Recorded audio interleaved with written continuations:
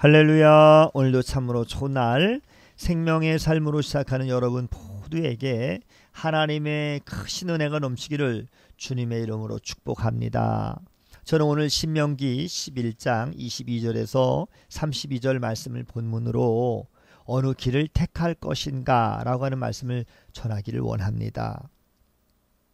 오늘 본문은 이스라엘이 가나안 땅에 들어간 후에 하나님을 거역하거나 떠나지 말라라고 하는 가르침의 결론부를 다루고 있는데요. 모세는 이스라엘이 번영을 누릴 수 있는 길은 오직 하나님과 맺은 언약에서 떠나지 않는 것임을 강조합니다.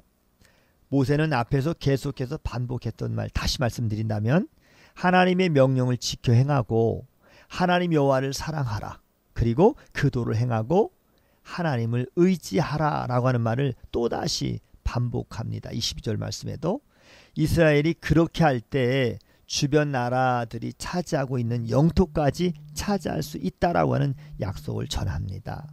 물론 지구상의 모든 땅을 이스라엘이 차지한다라고 하는 뜻은 아닙니다.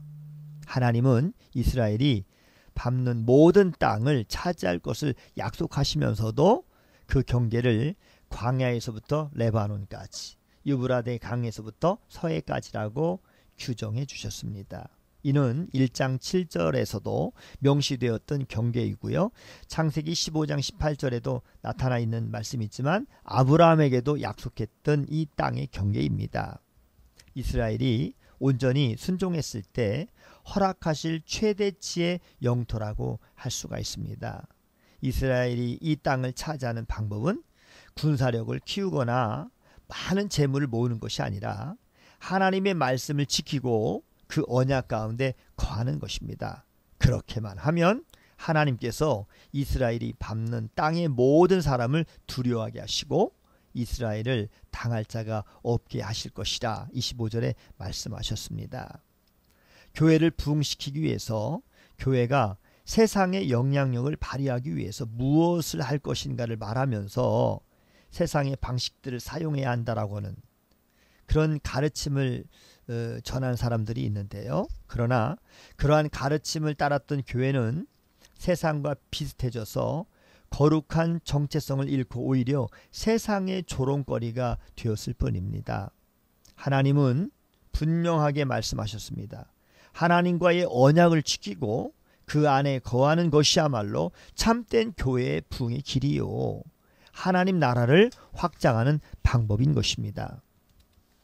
모세는 이스라엘 앞에 복과 저주가 함께 놓여 있다라고 26절에 선언을 했는데요. 가르침 자체는 매우 간단합니다. 하나님의 명령을 따르는 것이 복이고 돌이켜 떠나 다른 신을 따르면 저주를 받습니다. 하나님은 이스라엘의 이 뇌리에 이 복과 저주에 대한 조건을 확실하게 각인시키기 위해서 이스라엘이 곧 가나안 땅에 들어가면 그리심산에서는 축복을, 에발산에서는 저주를 선포하라고 명하십니다. 아직 이스라엘이 가나안 땅에 들어가기 전이지만 40년 전에 이미 그 땅을 정탐했었기 때문에 이스라엘도 그리심산과 에발산의 위치를 알고 있었을 것입니다. 그러나 하나님은 그 산들의 위치를 자세하게 가르쳐 주시면서 이스라엘이 반드시 축복과 저주의 이 선포를 하도록 조치하셨고요. 여호수아는 이 말씀을 그대로 수행을 했습니다. 이스라엘이 가나안 땅에서 하나님을 거역할 가능성 때문에 반복해서 경고의 메시지를 던졌던 모세는 이제 이스라엘에게 그 땅을 차지해서 거기서 거주하라고 하는 축복으로 메시지를 선포합니다.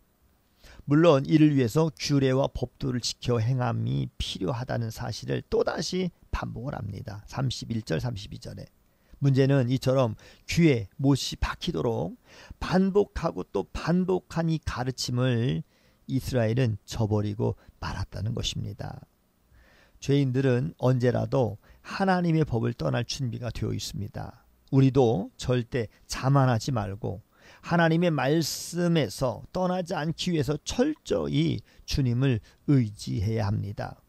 성도와 교회가 지키고 떠나지 말아야 할 것이 무엇일까요? 그것은 바로 하나님의 말씀입니다. 하나님의 말씀은 하나님 백성이 반드시 따라야 하는 길입니다. 그 길에 하나님의 약속이 주렁주렁 걸려 있습니다.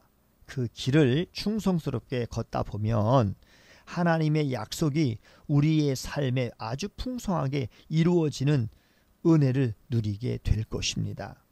세상의 소리가 아니라 하나님의 말씀을 따라가십시오. 그리고 오늘도 승리하는 여러분 모두 다 되시기를 주님의 이름으로 축복합니다. 샬롬.